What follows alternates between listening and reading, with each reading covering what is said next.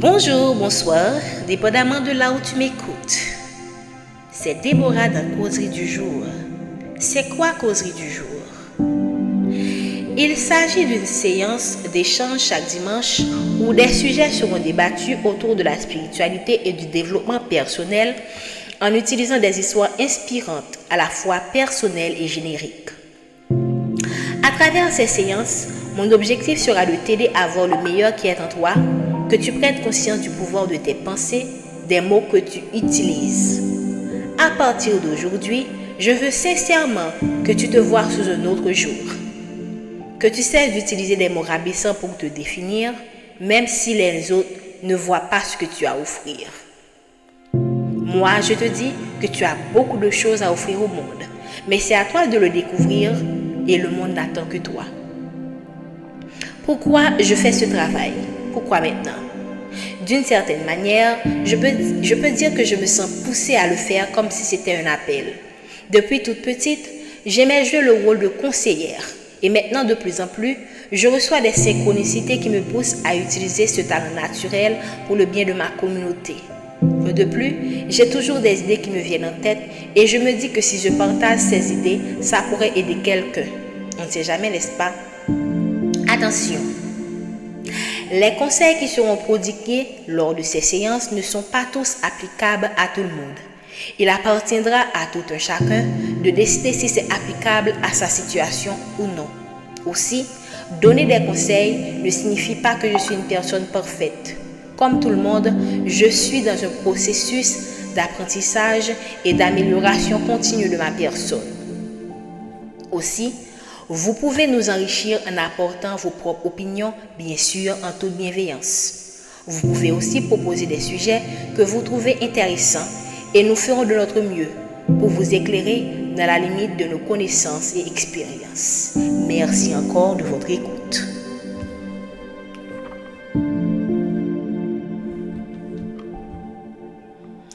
Ainsi, nous abordons le premier épisode de notre causerie. Pourquoi la spiritualité est importante dans notre vie et quel est le lien avec le développement personnel.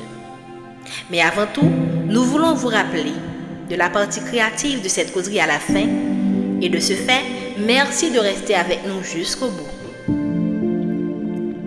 La réponse à cette question peut varier d'une personne à une autre. Celle que je vais donner se base sur mon expérience personnelle. Je dis bien personnelle. Récemment, je parlais à quelqu'un de cher à moi et on avait abordé ce sujet. Voici la réponse que j'avais donnée. Vous voyez un arbre grand comme on peut l'imaginer avec des racines. Plus les racines sont profondes dans la terre, plus il lui sera difficile d'être emporté par le mauvais temps. Et ceci, même quand le tronc s'arrache. Pour moi, c'est la meilleure façon d'illustrer la spiritualité. Plus vous êtes ancré, plus votre connexion est forte avec vous-même, d'abord, et avec le monde divin, les moments difficiles n'auront pas raison de vous.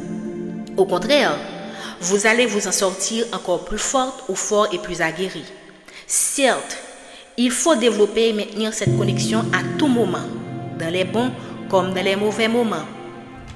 Il ne faut pas attendre que les choses tournent mal pour le faire. Depuis toute petite, j'ai toujours cru en Dieu. Pour moi, c'était une évidence. Au point où peu importe ce que je traversais, je me disais toujours, je ne suis pas toute seule, mes anges sont avec moi. Voyez-vous le pouvoir de la pensée? Parce que je croyais sincèrement et fermement, innocemment que mes anges me protégeaient, je me disais que je devais avoir certains comportements. Évidemment, ma vie n'est pas parfaite, mais je reste convaincue que cette pensée m'a d'une certaine manière beaucoup aidée. Pour ne pas dire même sauver dans certains cas. Pourquoi la spiritualité est importante? Le lien avec le développement personnel. La spiritualité est pour moi le chemin vers une meilleure connaissance de soi.